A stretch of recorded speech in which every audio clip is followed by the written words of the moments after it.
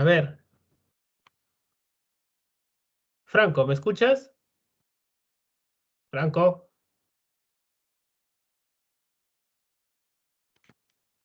Sí. ¿Cuál escoges para comer? ¿Uno, dos o tres?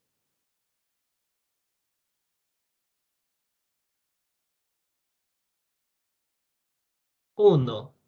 Muy bien. Creo que todos escogemos el uno. ¿Alguien que escoge el dos? No creo, ¿verdad? Para comer, no para aventárselo a alguien. ¿Alguien escoge el tres? Tampoco creo, ¿verdad? ¿Por qué escogemos el uno? Porque está más bonito, ¿verdad? Porque está saludable. Porque está sano. ¿Verdad? ¿Por qué sabemos que está sano? Porque tiene un color que es vistoso, una Su textura, un apariencia. tamaño. Exacto. Incluso hasta si lo tuviéramos frente lo podríamos oler. Sea cual fuese el caso, en su mayoría normalmente escogeríamos el uno. ¿Por qué? Porque los demás se encuentran deteriorados. Y el deterioro es una alteración negativa que afecta su apariencia, su valor nutricional, su estado higiénico, sus características. Cuando hablamos de un alimento que está deteriorado, vamos a encontrar que tiene estas apariencias negativas.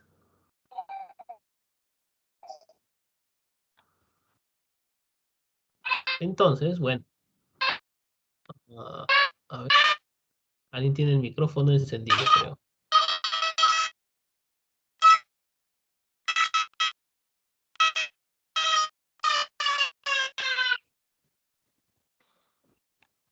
A ver, por favor, el micrófono.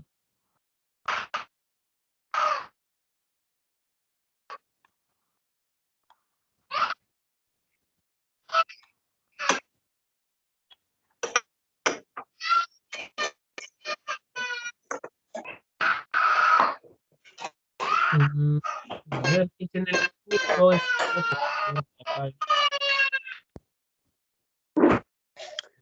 Sí, aquí ahora. Veme. Ven, ven. Ya. El sapo. Uy, sácame ya. Ya. El sapo, el pato. ¿Cómo se llama? Ay, chete, chete. Ay. No lo identifico. A ver, por favor, Del apague su pancito. micrófono. Brian González. Ah, ya, gracias.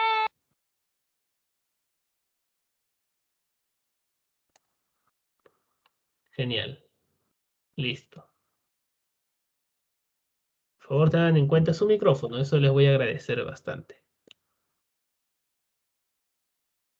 Bueno, entonces, como les decía, esto nos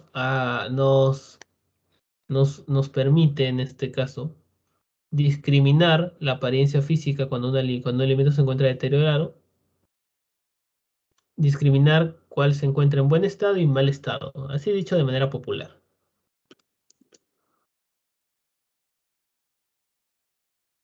Dentro del deterioro de un alimento lo podemos encontrar en función a diferentes acciones, en este caso el pardeamiento. ¿Recuerdan qué era el pardeamiento? ¿Qué era el pardeamiento? A ver.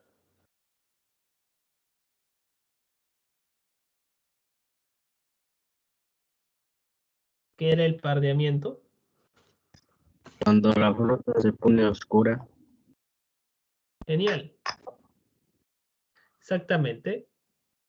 Por eso viene de pardo, ¿verdad? Cuando se pardea. Y hablamos de pardeamiento enzimático y pardeamiento no enzimático. El enzimático era cuando era producto de las propias enzimas de la fruta y el no enzimático era cuando era ajeno a este. Por ejemplo, una manzana, una pera, puede presentar pardeamiento enzimático cuando se expone a la acción del oxígeno y la propia fruta va a generar esto de acá. Mientras que un enzimático es aquel que no depende de las enzimas propias del alimento, como puede ser la oxidación de las grasas, la reacción de Maillard, que son provocadas por diferentes factores. Luego tenemos la otra forma del deterioro de un alimento, la putrefacción. Y cuando hablamos de putrefacción, normalmente se nos viene a la idea quién genera la putrefacción. ¿Quién genera la putrefacción normalmente? Los microorganismos. Exacto, los microorganismos. Le echamos la culpa a esos seres que no podemos ver, pero sabemos que están, los cuales van a afectar las características del alimento de cierta manera para que no sean aceptados por nosotros.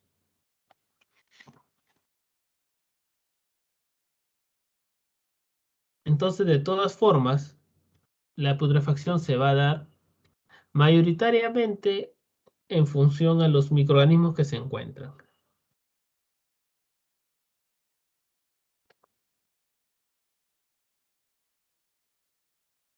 Y ahora veamos estos dos alimentos. Obsérvenlo bien.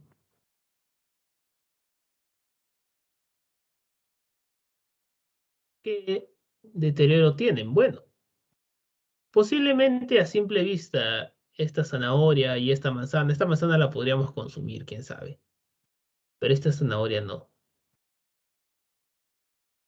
Este tipo de deterioro está en función a la pérdida de peso de la zanahoria, va perdiendo agua, y en caso de la manzana, un daño mecánico como este corte.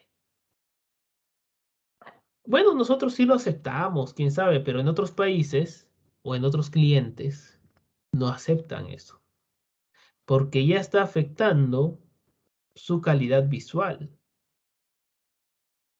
Bueno, nosotros normal, ¿verdad? Lo comemos así, más barato todavía creo que nos cuesta. Y ustedes sabrán, los que han trabajado en el campo, en las agroindustriales, qué tipos de productos son los que cosechan y qué tipos de productos rechazan. No me dejarán mentir,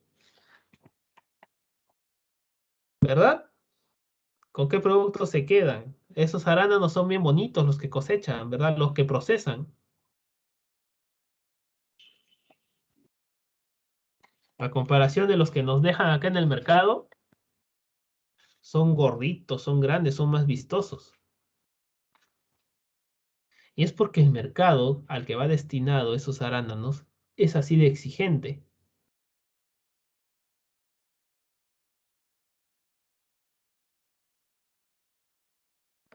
Por eso es importante también cumplir con las expectativas de nuestro mercado. Pero eso lo veremos después, más adelante, en lo que es calidad. De momento entendamos de que los alimentos van a deteriorarse.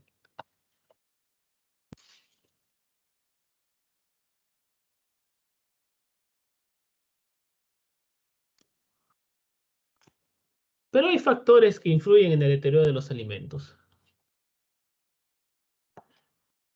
Ahora, un alimento puede empezar a deteriorarse o malograrse y va a estar en función a su composición de alimento, como hemos visto en la diapositiva anterior, a sus enzimas. Pero alguien que me explique qué tiene que ver el pH y la actividad de agua dentro del deterioro de un alimento.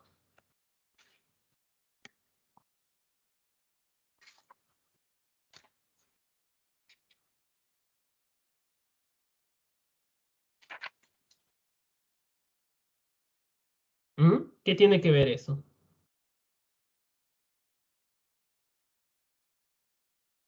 Creo que porque los microorganismos necesitan una porción de agua para aumentarse un alimento y para lograrlo. Algo así. Ajá. Muy bien, tiene que ver con eso bastante. Muy bien, eso habla con el agua. ¿Y con el pH?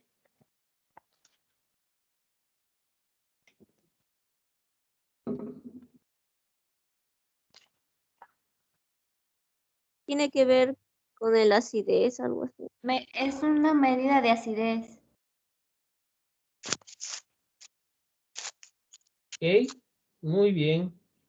Vamos a dejar algo en claro.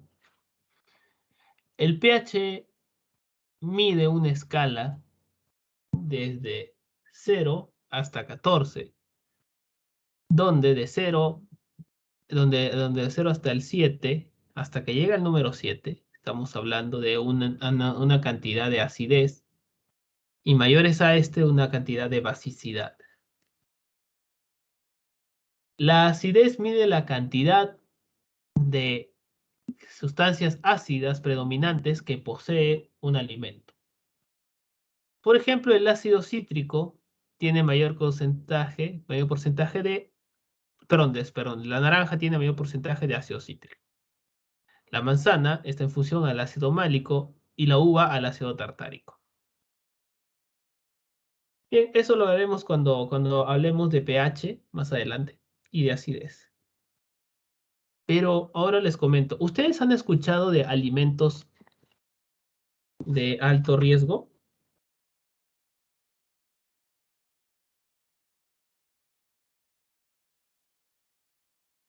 ¿Han escuchado de alimentos de alto riesgo?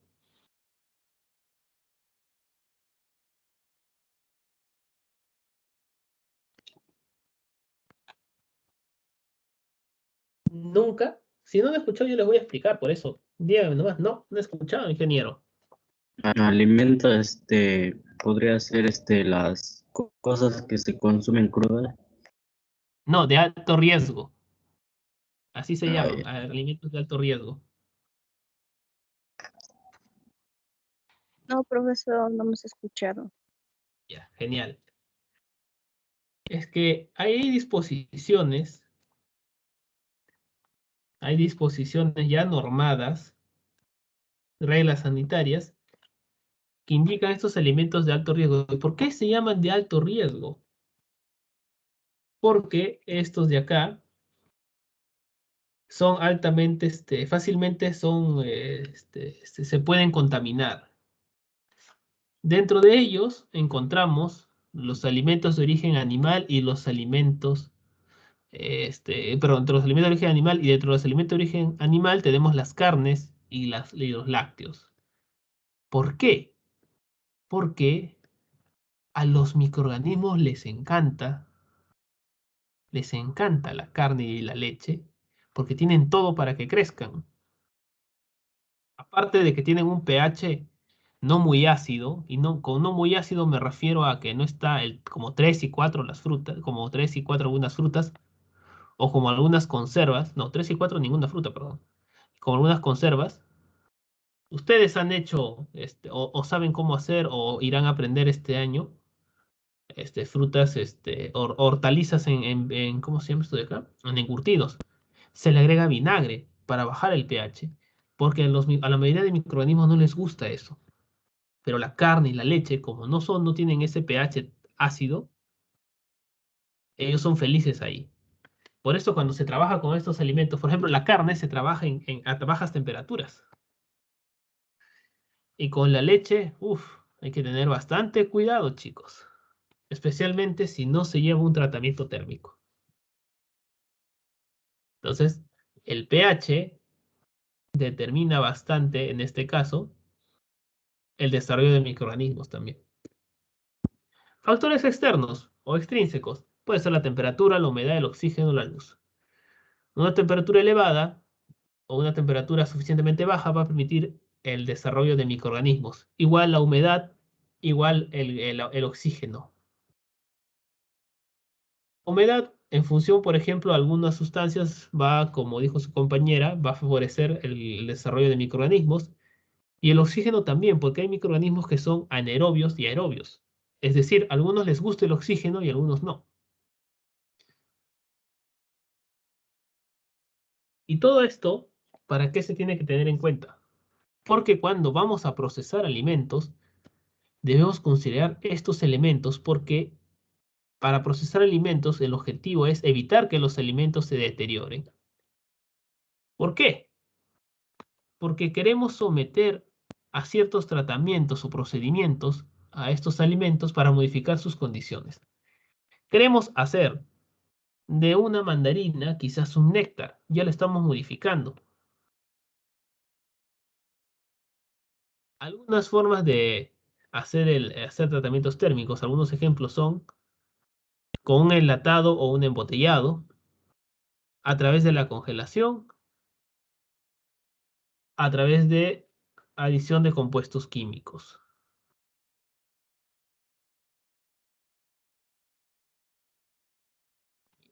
Entonces, nosotros procesamos alimentos, genial. Hasta ahí todo excelente. Y queremos mantener ciertas propiedades de los alimentos. Pero, adicional a ello, tenemos que verificar algo con estos alimentos. Y es lo siguiente, es la vida útil. Es decir, a ver, si tomamos como ejemplo una mermelada de fresa y la fresa, ¿cuál va a durar más tiempo en condiciones normales de almacenamiento? ¿Mm? La mer- La mermelada. Lógico, porque la hemos procesado, la hemos transformado, le hemos agregado sustancias, le hemos agregado azúcar, le hemos bajado el pH, le hemos agregado, quién sabe, conservantes, para mantener y alargar su vida útil. La vida útil está ligada a la estabilidad del producto. ¿Y qué es la estabilidad? Bueno, así como hablamos de estabilidad económica, estabilidad emocional o estabilidad de pareja, o sea, no estoy hablando de las relaciones tóxicas, sino de las relaciones normales, estables, por eso son parejas estables. Entonces, lo que llamamos estabilidad es mantener las propiedades óptimas, como dice acá, a un nivel aceptable. Eso es lo que es estable. Pero cuando se empieza a perder estas propiedades, ya estamos hablando de que está perdiendo el producto su estabilidad y por lo tanto su vida útil. Así es. Para mantener la vida útil debemos preservar estos alimentos. Y existen normalmente varias vías. Podemos jugar con las temperaturas, podemos bajarle la temperatura, mantenerlas a ciertas temperaturas, podemos disminuir su actividad de agua, eliminando, en este caso, secándolos, los productos. Podemos usar sustancias químicas preservantes, benzoatos, sorbatos, y procesos no térmicos, como la disminución de la acidez del pH a través de agregarle sustancias ácidas. Entonces, estas son formas de preservar un alimento.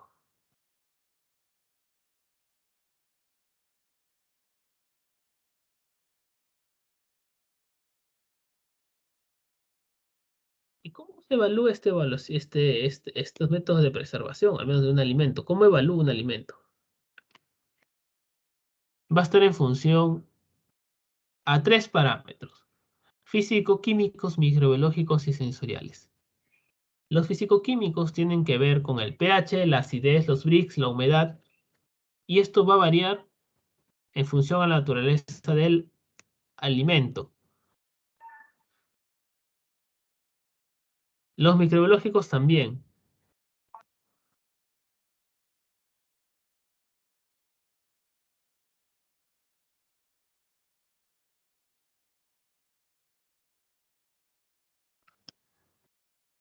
Los microbiológicos van a estar en función a los microorganismos que ya están predispuestos a manifestarse o a atacar en nuestro alimento. Los sensoriales, que dependen de las características que podamos observar en nuestros alimentos. Puede ser crocantez, aroma, sabor, color, esponjosidad, entre otros. Depende. ¿Por qué nos interesa saber esto? Porque acá está nuestra chamba. Controlar esto. Yo les pude haber dicho tranquilamente, chicos, tienen que controlar esto, y punto. ¿Pero por qué? ¿Por qué es importante controlar esto? ¿Y por qué controlamos esto?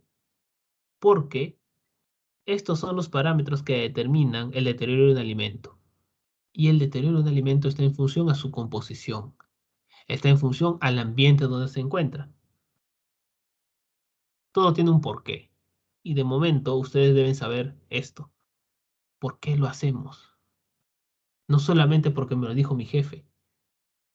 Si están desarrollando un alimento nuevo, no siempre van a encontrar a alguien que les diga. Pero ya tienen que intuir. Algo que me gusta decir, y lo van a encontrar de repente si conversan con alguno de sus condiscípulos, qué sé yo, y si es que no, es que algo que van a encontrar mucho en mis clases es la palabra criterio. Hay que tener criterio, hay que desarrollar el criterio.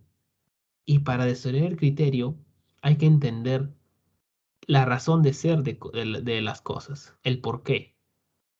Si bien no vamos a profundizar tanto, pero por lo menos ya tienen un indicio. Ya saben por qué tienen que controlar los Brix de la mermelada. ¿Por qué se debe medir la acidez? Entonces, si van a hacer otra cosa, tienen que ver agua, entenderán. No es lo mismo evaluar los parámetros de una fruta que evaluar de la leche. Tiene un pH distinto, tiene una cantidad, es más, tiene mayor porcentaje de agua. Es diferente. Eso quiero que se den cuenta. Y ya por ahí tienen que pensar que hay ciertos parámetros que tenemos que controlar. Todo depende de la naturaleza del alimento. Para evaluar vida útil, ¿qué debemos saber? Bueno, primero, ¿cuáles son los alimentos que componen este alimento? Este alimento, ¿de qué están hechos? Conocer. Si tiene un empaque o un embalaje, puesto que esto también le genera o le alarga la vida útil al producto. No es lo mismo tener una mandarina así sueltita que tenerla en un film protector. La forma como se conserva el alimento. Si se conserva a temperatura ambiente, a bajas temperaturas. Ustedes han leído alimentos que dicen, una vez abierto, refrigerar. Consumir máximo en 24 horas, qué sé yo. ¿Cómo lo conservas este alimento? ¿Y cuál es el riesgo microbiológico que presenta el producto? Esto tiene que ver con los alimentos que les había comentado anteriormente, de alto riesgo.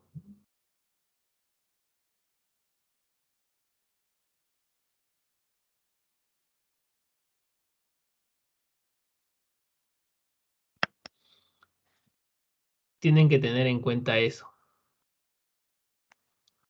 El riesgo microbiológico es muy importante porque están condicionados a la manifestación de ETAs, o sea, de enfermedades de transmisión alimentaria. Por eso, cuando se trabaja en este caso con lácteos, hay que ser muy minuciosos, porque son altamente contaminables, que no es lo mismo que trabajar con vinos. Es un poco, en ese aspecto, un poco más sencillo. Finalmente, ¿cuáles son las características organolépticas fisicoquímicas que observamos y que vamos a registrar? Eso es importante al momento de evaluar la vida útil de un alimento procesado.